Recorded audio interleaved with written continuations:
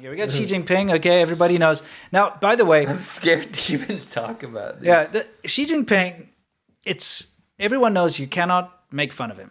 Okay, Yeah. In China, if you make fun of him, it's like talking about Voldemort or something. You cannot. Like, you will get into trouble. Yeah, pop culture aside, it's illegal. It's illegal. You'll go to jail Yeah. or be disappeared. So, I mean, if you say, for instance, he had a nickname everyone made, Xi Baozi, And that was innocuous. Because he's very famous for going to this Baozi shop. Baozi is a steamed bun. I'm sure you know that by now. But a steamed bun usually has some pork inside or some vegetables. They're delicious. Yeah. Yeah, he loves pork, by the way. He just does pork. Aaron Angela said Xi Jinping shouldn't eat pork. That's cannibal.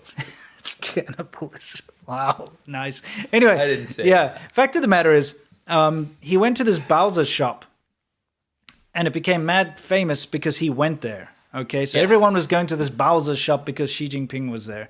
And didn't they like make a gold toilet or something because he went to go look at a toilet or whatever? Remember that?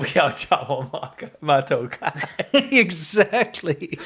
Anyway, the fact of the matter is, people were starting to call him Xi Baozi because I guess he's a little fat. Looks like a little bit. Yeah, but I think it was more like he loved the Baozi, and it's like it's kind of like a fun nickname, Yeah, it was nice. and that's like a no-go. Now you call him yeah. Xi Baozi, it gets deleted off the internet. You're not allowed to do that. It's like it's sacrilege, basically, because he's become a deity in China. Yes. He really is like a holy figure, and you cannot say his name in vain. No. Okay, because he's No. the most important thing in crime. China. He's literally the most important thing in China. I think we're going to do a whole episode We on have this, to. but we're going to do a deep dive on Chinese media websites. Mm-hmm. And I would say 50% of the screen real estate on every one of these things is dedicated to him. To Xi Jinping. It's all about his thoughts. It's all about his way, and it's all about like Why he's great. Yeah, exactly. They make documentaries following his footsteps. Yeah, like where he once looked at a field. Yeah, it's ridiculous. It's boring. So this man has been elevated to the status of literally a god in China. It's very much in line with the Kim family of North Korea. And I'd never make that comparison just to get shock value. Oh, it's like North Korea. I hate when people do that. It is. It has become that, and it's deified. It's absolutely ridiculous. Yeah. Like who makes a gold toilet because he looked at a toilet or whatever? It's just stupid. This tile that he stood on is now like sacred. It's that kind of shit. It's bad. gotten out of hand. It's bad. Okay, it was bad enough before. Yeah. Because you can't insult like government leaders and stuff in China. It's just it's a no-no. But now it's gotten to the point where it's just you may not say his name in vain, and everything he says is like the word of God. Yes. It's terrible. So this is going to be in relation to something that's very popular in China, and that's plays on words. Yeah. And plays on words in China are when you take a word and you make it sound kind of similar, and then it becomes a different meaning. That is like a very common way to make a joke in China. Sure. It's also a common way to get around censorship in China. Correct. Like Hexie. Like Hexie, yeah. Which means social harmony or harmony. If you say that the tone's a little different, it's river crab. River crab. So they used to make like memes with river crabs in it when they were talking about social harmony. Well, yeah, cool. Because harmony in China, to harmonize something means to censor it. So in China, they'd be like, "Oh, that article got harmonized," and then they started cracking down on that because so that's supposed to be a positive word. So they said, "Oh, it got river crab." It got river crab, but then they cracked down on that. You can't say river started, crab Then anymore. they started saying that's HX. Yes, yeah, exactly. And then they probably cracked down on They that. did crack down on that. So anyway, just to say So to understand this, a good example I think is to tell you a common joke in China. Yeah. And that's 草泥马. Yes. 草泥马 means grass, mud, horse, which it's a llama basically. It's a llama. Or an alpaca or It's an something. alpaca llama. It's actually not that. They made it up, right? What's the difference between a llama and an alpaca? I think one of them has like bushier hair on the top. Probably the alpaca. Yeah, alpaca's got that fro. There's like an alpaca farm down the road from us. Yeah. You know what I mean? It's kind of interesting to see. Yeah, not too close. No, but I mean, like not that close. There's just when I say down the road, like there is an alpaca There's actually farm. a few, believe it or not. And it was just bizarre to me because I hadn't seen any on the West Coast. Yeah, but they're like all over the place. All over East, yeah. It's like, what's going on? Yeah, I don't get because they don't eat them. I actually wanted to talk to a guy. I wanted to talk to one of the guys actually not that long ago when I saw him, but he was walking inside, and I want to ask him, "What are you actually doing with these?" I know. I feel like it's got to be the hair. Yeah, it's probably there. Anyway, grass mud horse, 草泥马. So think about it, like a grass mud horse is like, that's what they're calling an alpaca. Yeah. The reason that they came up with that is because the same word but different tones. So you remember Chinese is a tonal language. Yeah. and I won't say it, but if you say it the exact same words, I'll say it without tones. 操你妈. If you said it without tones, right? If you shout at somebody very angrily saying those words, it basically means F your mom. Yeah, F your mom. So very, very offensive, right? Yeah. Now to get around actually probably the most common insult in China. So common. Yeah, you hear it a lot, yeah. So yeah, of course he will, of course. Now the point being is that when that was censored because you're not allowed to swear and stuff online, people would write CNM, right? Then they got rid of that, so then they came up with 操你妈, grass mud horse. Yeah, exactly. And it became like an internet thing. It's an internet phenomenon. I have a freaking t-shirt for sale about it even now. Yeah, it's funny. But anyway, that's what you have to understand when I talk about these things. Okay. So recently, something got leaked. Yeah. A lot of leaks in China these days, by the way. There was a leak in kind of API type stuff on what is being censored. And China, the Chinese government doesn't want people to know what they're censoring. Yes. They just want it to be censored. Yeah, so and it works very well because if people try to type something and it just doesn't come up, They like, think it's like, it's a glitch. Yeah, exactly. Right. So like bank protests and it just doesn't come up and they're like, I wonder why. Correct. So there was kind of an official crackdown on typos, as they called it. Yeah. Now these typos were actually just ended up being 500 plus different ways to play off of Xi Jinping's name. Yeah, so it had nothing to do with anything else. It was only for Xi Jinping. Yeah, so 500 plus basically funny jabs at Xi Jinping by changing the characters because it still sounds similar, almost the same. Yes. Yeah, can you read us some? So, some journalists were calling him accelerator in chief because he's getting a lot of stuff done. Or something like accelerator this, in chief. Yeah. But the plan was people were calling him driving in reverse emperor.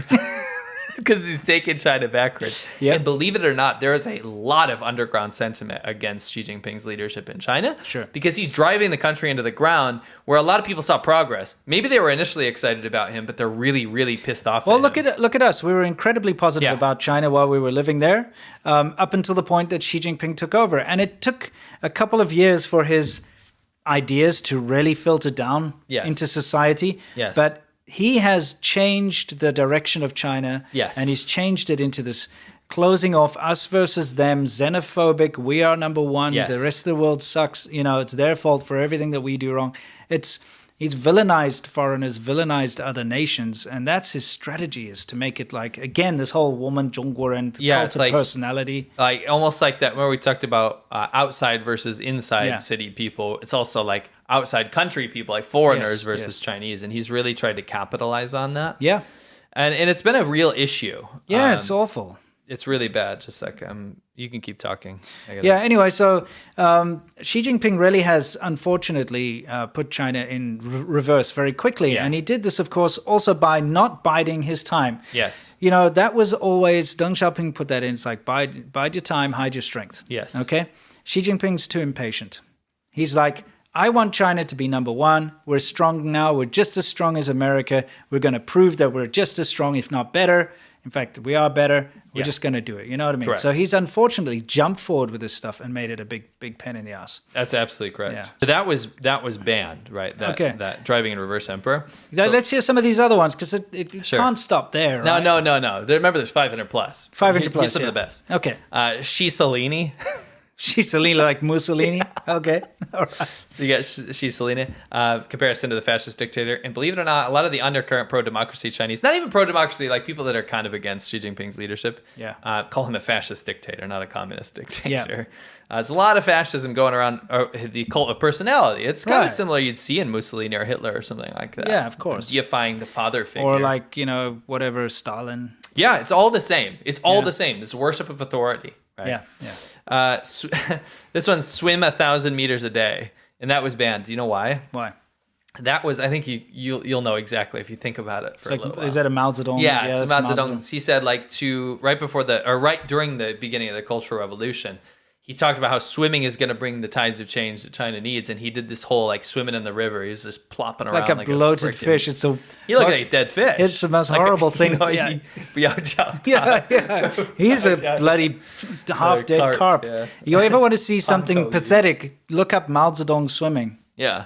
You don't want to see it. No, you don't. But you do, don't you? You really want to check it out. Yeah, you should take a look. So they blend, that's funny because that's a Mao quote that's being censored there's a reason for that. And that's because they don't want people to compare Mao to Xi Jinping in the context of the Cultural Revolution. Because actually what's happening right now is the second Cultural Revolution within China. It's awful. It's completely distilling Chinese culture into deifying Xi Jinping, and that's it, really. Yeah.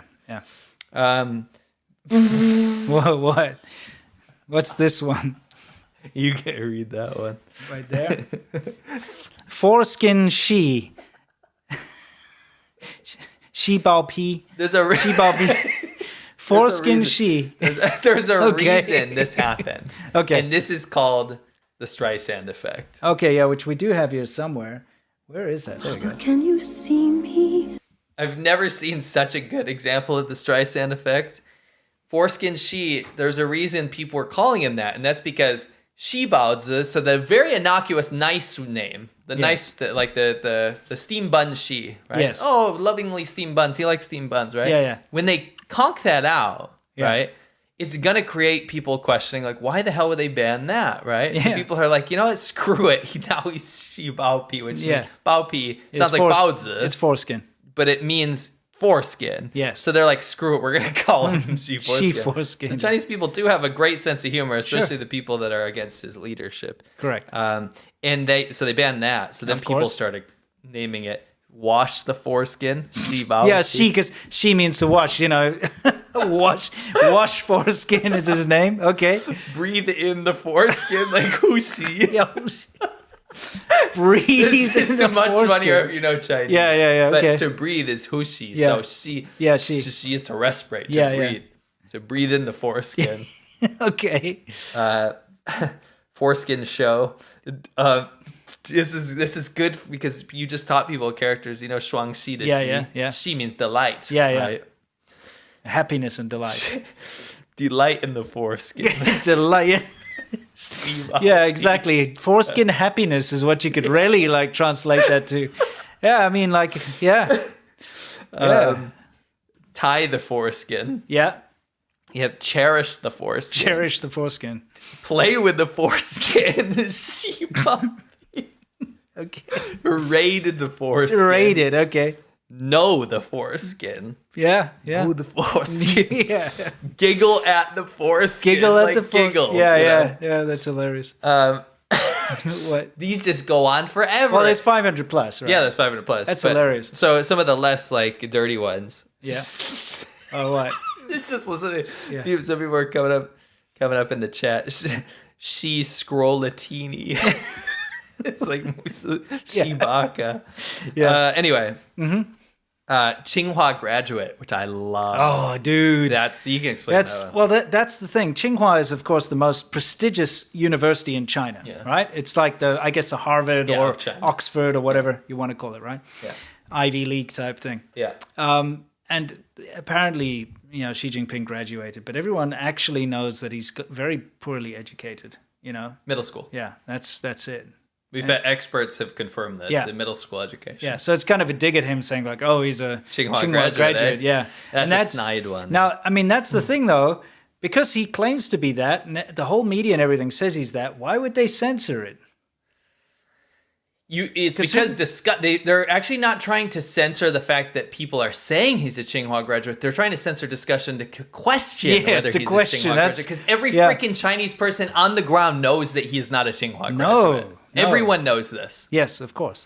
I mean, this is the guy that says, I love books. Yes. You know what I mean? Yeah. I mean, if you know Chinese and you hear any of the speeches or any off the record stuff that's been on camera, not off the record, but off of the presidency, before he was, I don't know, it's the president, before he was dictator. Yeah, dictator, yeah. You'll hear, I mean, he's just not a, you can tell through his speech that he's not very educated.